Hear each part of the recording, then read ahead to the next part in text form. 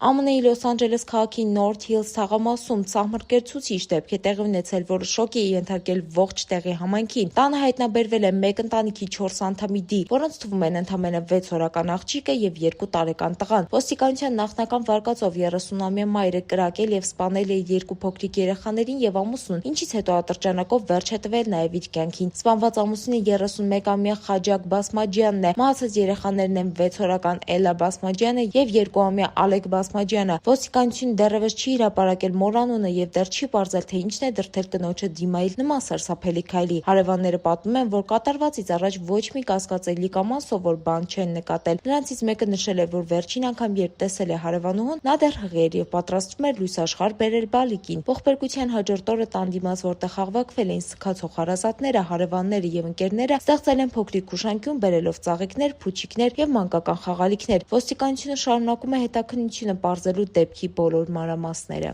Բաժանորդագրվեք մեր ալիքին։